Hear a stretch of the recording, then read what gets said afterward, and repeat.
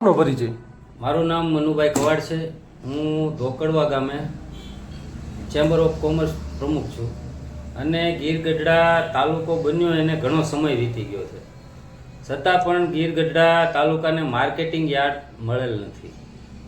ગીરગઢડા તાલુકામાં marketing yard ન હોવાથી ખેડૂતોને એટલી મુશ્કેલીનો સામનો કરવો પડે છે કે ઉના, કોડીનાર, મહુવા એવા શહેરોની અંદર પોતાનો તૈયાર માલ વેચવા જવો પડે છે. ગીરગઢડા તાલુકો એક છેવાડાનો તાલુકો છે અને ગીરગઢડા તાલુકાનું ધોકડવા ગામ આજુબાજુના 44 ગામનું ખરીદીનું કેન્દ્ર છે.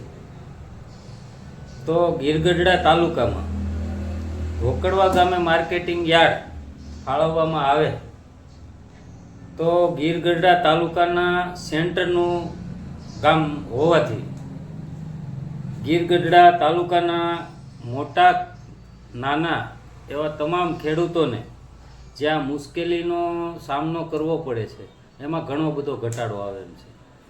અને એ જે માર્કેટિંગ યાર્ડ છે એ જો ધોકડવાને ફાળવવામાં આવે તો પહેલાં તો ધોકડવાની અંદર 400 જેટલી દુકાનો આવેલી છે. 400 દુકાનના વેપારીઓ છે, અંદાજિત 400 જેટલા વેપારી છે. તો એ વેપારીને પણ ફાયદો થાય, ખેડૂતોને પણ ફાયદો થાય, પછી તેની અંદર જે મજૂરો કામ કરે એને પણ ફાયદો થાય.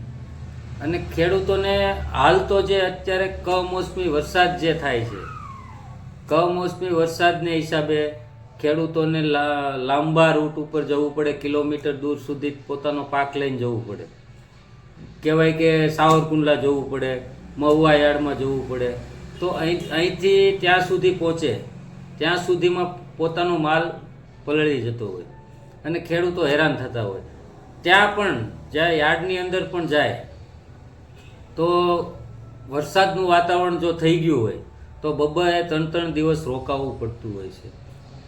એના બદલામાં જો અમારે ગીરગઢડા તાલુકાને યાર્ડ ફાળવવામાં આવે તો ખેડૂત એનો માલ યાર્ડની અંદર પડેલો હોય તો પણ એ પોતાના ઘરે જઈ અને સૂઈ શકે છે, અથવા તો એ પોતાનો જે વાહન લઈને આવ્યા હોય એ પાછું ઘરે મૂકી શકે છે.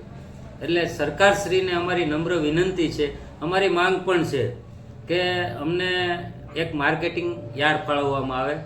અને ખાસ કરીને ધોકડવા એટલા માટે પસંદ કરવામાં આવ્યું છે કે ધોકડવા છે એ ગીરગઢડા તાલુકામાં સેન્ટરનું ગામ આવેલું છે કે ત્યાં આજુબાજુના તમામ વિસ્તારની ખરીદીનું કેન્દ્ર છે અને ત્યાં પણ વેપાર ધંધો પણ બધાના મોટા છે. અને એક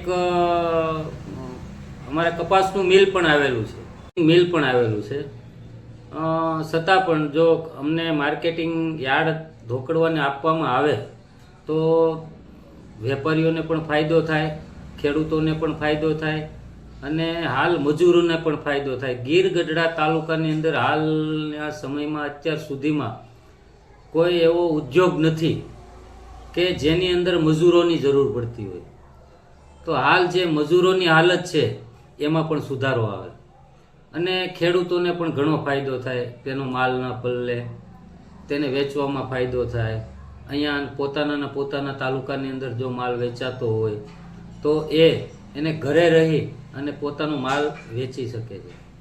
એટલે અમારે સરકારશ્રીની પાસે એટલી જ માંગ છે કે અમે અત્યાર સુધીમાં અમને ઉદ્યોગ તો કંઈ આપ્યા નથી, પણ એક માર્કેટિંગ યાર્ડ આપે તો ખેડૂતોને પણ ફાયદો થાય એવી વિનંતી સાથે અમારી માંગ પણ છે.